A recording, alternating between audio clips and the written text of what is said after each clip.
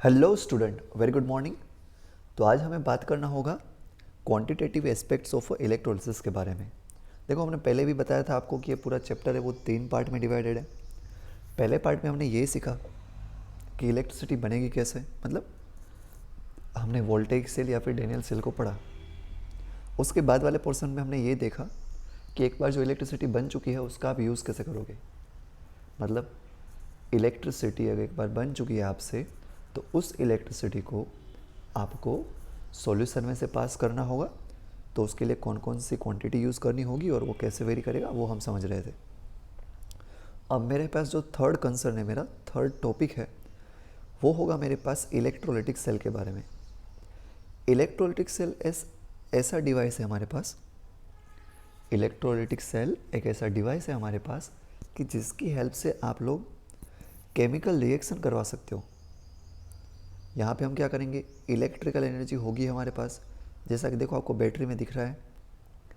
उस electrical energy को हम यूज़ करेंगे और उससे कोई ना कोई केमिकल रिएक्शन करवाएंगे जो आपको नीचे होती हुई दिखेगी।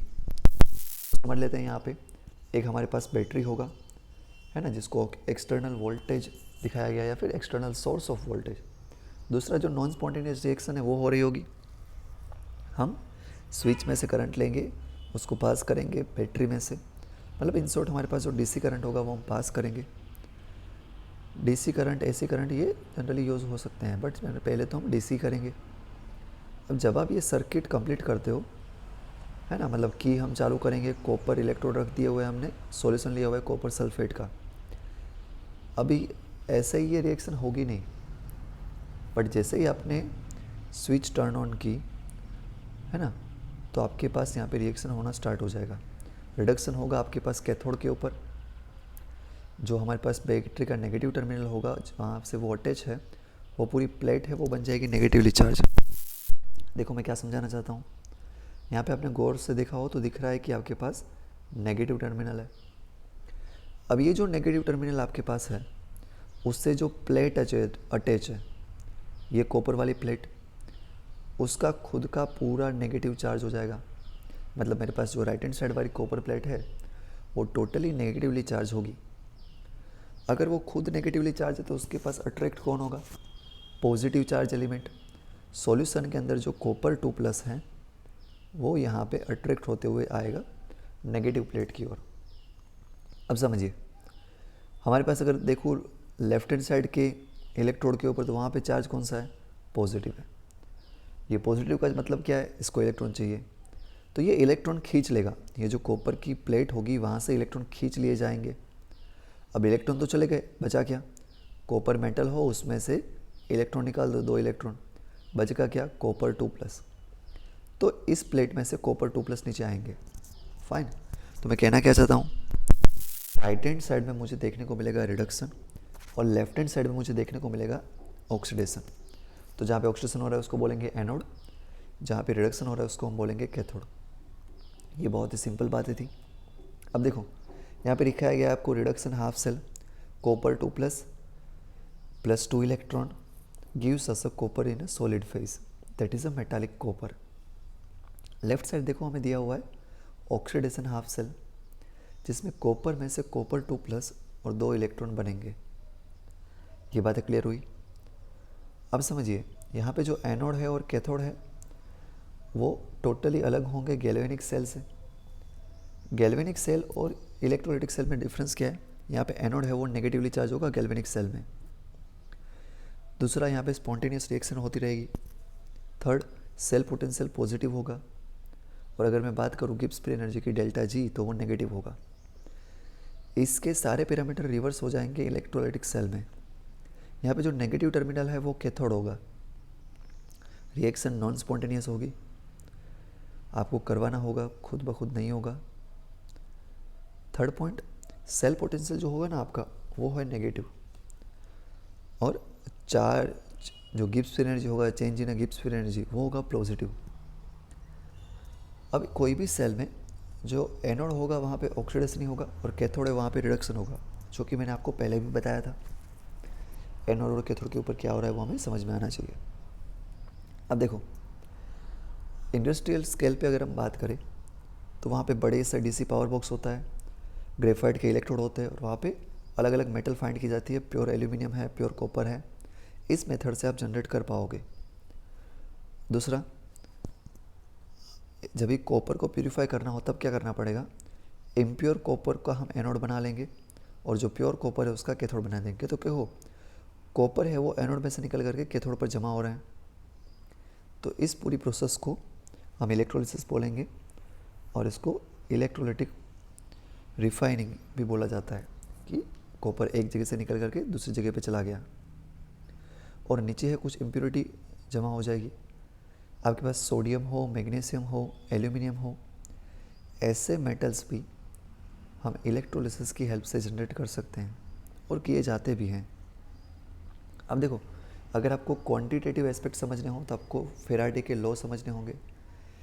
इलेक्ट्रोलिटिक सेल में कितना अमाउंट जमा होगा सब्सटेंस का या फिर कितना अमाउंट डिपॉजिट होगा कोई भी सब्सटेंस का, वो हम मेंशन करेंगे फेराडे लॉ से। फर्स्ट लॉ क्या दिखा रहा है देखो, the extent of chemical reaction that occurs at any electrode during electrolysis is directly proportional to quantity of electricity pass through the electrode.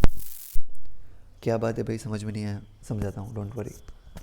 देखो, हमें ये बताया गया है साफ साफ, आप कोई भी रिएक्शन के लिए मटेरियल कितना डिपॉजिट हो रहा है वो अगर जानना चाहोगे तो आपको एक पॉइंट पता होना चाहिए। कौन सा पॉइंट भाई? यही कि जब आप ये प्रोसेस कर रहे हो उसमें कितना इलेक्ट्रिसिटी पास कर रहे हो। आप जितना ज़्यादा इलेक्ट्रिसिटी पास करोगे उतना ज़्यादा अमाउंट ऑफ सब्सटेंस है वो डिपॉजिट होगा। एक बात समझ में आ गई क्या? हम जितना इलेक्ट्रिसिटी ज़्यादा पास करेंगे उतना अमाउंट डिपॉजिट ज़्यादा होगा, है ना। तो यहाँ पे देखो लिखा हुआ है कि आपका जो वेट होगा सब्सटेंस का, it is directly proportional to electricity of the battery. तो उसमें हम कितना करंट पास कर रहे हैं कितने टाइम के लिए, वो दोनों चीज़ें देखी जाती है। दूसरे लॉ की मैं बात कर रहा हूँ, सेकंड लॉ के बारे में। The amount of a different substance produced by the same amount of electricity passing through the electrolytic solution are proportional to their equivalent masses। मतलब पास अलग अलग बीकर हो, हमारे पास अलग अलग केमिकल के बीकर हैं, जैसे कि ये दो बीकर, पहले बीकर में मैंने सिल्वर ले लिया हुआ है, दूसरे बीकर में मैंने कॉपर ले लिया हुआ है। अब कितना मास डिपॉजिट होगा ना, वो उसका इक्विवेलेंट वेट डिसाइड करेगा। जिसका इक्विवेलेंट वेट ज़्यादा होगा वो सब्सटेंस ज़्यादा डिपॉजिट होगा, जिसका इक्विवेलेंट वेट कम है वो सब्सटेंस कम डिपॉजिट होगा। ठीक है, ये पॉइंट हम ध्यान रखाएंगे। कौन सा पॉइंट? इक्विवेलेंट वेट वाला पॉइंट। इक्विवेलेंट वेट से हमें पता लगेगा कि किसकी क्वांटिटी ज़्यादा है किसकी क्वांटिटी कम है एंड सो ऑन। चलो आगे देखते हैं। मैथमेटिकली दिखाया गया है m1/e1 एंड m1/e2। देखो, इक्विवेलेंट मास मतलब क्या होता है, एटॉमिक मास हो जो भी मेटल का उसको डिवाइड कर दो नंबर ऑफ इलेक्ट्रॉन से। मतलब सोडियम में 1 इलेक्ट्रॉन है तो 1 से डिवाइड करो, मैग्नीशियम में 2 है तो 2 से डिवाइड करो। अब देखो, कब से हम बोले जा रहे हैं कि चार्ज चार्ज चार्ज चार्ज होता क्या है, करंट इनटू टाइम। क्यू जो इलेक्ट्रिसिटी का चार्ज होता है वो क्या होता है, करंट इनटू टाइम। करंट का यूनिट क्या होगा, एम्पियर, टाइम का सेकंड। तो दोनों को कंबाइन करोगे, कूलम्स आपका बन जाएगा चार्ज का यूनिट। सपोज करो आपके पास कोई रिएक्शन थी, Mn plus n electron gives m, और ये डिपॉजिट होकर के मेटालिक फॉर्म में वहाँ पे अटैच हो रहा है। अब ये बैलेंस रिएक्शन में हाफ सेल में आपके पास n के नंबर कितने हैं वो आपको जानने होंगे। एग्जाम्पल के फॉर्म में देखो, सपोज करो कि सिल्वर हाफ सेल रिएक्शन है तो वहाँ पे 1 इलेक्ट्रॉन होगा, तो यहाँ पे मुझे 1 मोल इलेक्ट्रॉन की रिक्वायरमेंट होगी 1 मोल सिल्वर को डिपॉजिट करने के लिए। अब समझिए 1 इलेक्ट्रॉन का चार्ज कितना होता है, 1.6 इंटू 10⁻⁻19 कूलम। हमें पता है कि 1 इलेक्ट्रॉन का चार्ज इतना होगा। बट अगर मैं बात करूँ 1 मोल इलेक्ट्रॉन की, तो 1 मोल इलेक्ट्रॉन का चार्ज कितना है, एवोगेड्रो नंबर से मल्टीप्लाई कर दो। एवोगेड्रो नंबर और हमें एक चार्ज को मल्टीप्लाई कर देंगे तो हमें कुछ नंबर मिलेगा। क्या मिलता है देखो, 1.6 इंटू 10⁻⁻19 चार्ज की वैल्यू। एवोगेड्रो नंबर कितना है, 6.02 इंटू 10⁻23। दोनों को मल्टीप्लाई कर दो जैसे मल्टीप्लाई कर रहे हो आप दोनों को, आपको एक वैल्यू मिलेगा 96,487 कूलम पर मोल। ये जो वैल्यू हमारे पास है वो आपके पास है फेराडे कांस्टेंट की वैल्यू। ये वैल्यू किसका है? फेराडे का वैल्यू है। फेराडे को हम जनरली एफ से रिप्रेजेंट करते हैं। फाइन। अगर मैं बताऊं 1 फेराडे, तो 1 फेराडे होता है मेरे पास 96,500 कूलम पर मोल के जितना। अब देखो एक सम करते हैं ताकि आपको क्लियर हो जाए। Just a minute. Okay. A 2.5 ampere current is pass through molten magnesium chloride for 15 minute. यहाँ तक क्या किया हमने? कुछ करंट पास किया। आपके पास एक बीकर था, उस बीकर के अंदर क्या था? उस बीकर के अंदर हमारे पास मैग्नीशियम क्लोराइड था। बीकर में क्या भर के रखा हुआ है? Mg। अरे क्या हो रहा है? बीकर के अंदर भर के रखा हुआ है MgCl2। इसका सॉल्यूशन है, ठीक है। अब इसमें से मैं बैटरी के थ्रू करंट पास कर रहा हूँ। करंट कितना है? 2.5 एम्पियर। इलेक्ट्रिसिटी करंट जो एम्पियर में मेज़र करते हैं वो कितना है? 2.5। कितनी देर तक मैं मतलब करंट पास कर रहा हूँ? 15 मिनट तक। 15 मिनट तक मैंने ये काम कर दिया। सपोज करो आप 8 बजे स्टार्ट कर रहे हो तो 8:15 बजे तक या फिर 8:15 तक आपने ये करंट फ्लो करवाया। अब फाइंड क्या करना है भाई? हम ये देखेंगे कि ये करंट पास करने के बाद जो आपका मैग्नीशियम डिपॉजिट होगा, कैथोड के ऊपर कैटायन डिपॉजिट होगा, मतलब मैग्नीशियम डिपॉजिट होगा, उसका अमाउंट एक्चुअल में कितना है। हालांकि आप क्लोरीन का भी फाइंड कर सकते हो, बट पूछा किसका है? मैग्नीशियम का। सबसे पहला क्या होगा? हम चार्ज फाइंड करेंगे। स्टेप 1 में चार्ज फाइंड करेंगे, Q is equal to IT से, coulombs is equal to ampere into second. तो देखो एम्पियर में वैल्यू मेरे पास गिवन है, इट इज़ अ 2.5 एम्पियर। और टाइम अगर बताऊं तो 15 मिनट दिया हुआ है, उसको सेकंड में कन्वर्ट कर लो। 15 इंटू 6 90, और 0 पुट कर दोगे तो 900 सेकंड। करंट दिया हुआ है 2.5 एम्पियर। अब देखिए बात को बच्चों, इन दोनों को मल्टीप्लाई करना है। किसको? 900 इंटू 2.5 है ना, तो होगा क्या? 2250 कूलम्स। ये मुझे मिल गया, चार्ज मिला हुआ है बच्चों, अभी वेट नहीं मिला हुआ है। अब समझिए, मुझे केमिकल रिएक्शन ये दिखाता कि अगर मेरे पास 2 इलेक्ट्रॉन होंगे तो एक मैग्नीशियम बनेगा। यहाँ से समझिए, ये बहुत इंपॉर्टेंट है। केमिकल रिएक्शन ने मुझे क्या समझाया? अगर आपके पास 2 इलेक्ट्रॉन हैं तो आपको 1 मोल मैग्नीशियम मिल सकता है। अब 1 मोल इलेक्ट्रॉन का मतलब क्या था? 1 फेराडे। यहाँ पे कितना मोल इलेक्ट्रॉन है? 2 मोल। तो फेराडे कितना होगा? 2 फेराडे। तो मुझे सिंपली ये पता लग रहा है कि अगर मेरे पास 2 फेराडे इलेक्ट्रिसिटी होगी तो मैं 1 मोल मैग्नीशियम बना पाऊँगा। और 1 मोल मैग्नीशियम का वेट कितना होता है? आपको पता होगा 24 ग्राम होता है। तो मुझे एक रिलेशन तो पता लग गया कि मेरे पास 2 फेराडे होगा तो मुझे 24 ग्राम जितना मैग्नीशियम मिलेगा। अब आपको ये फाइंड करना है कि 2250 कूलम्स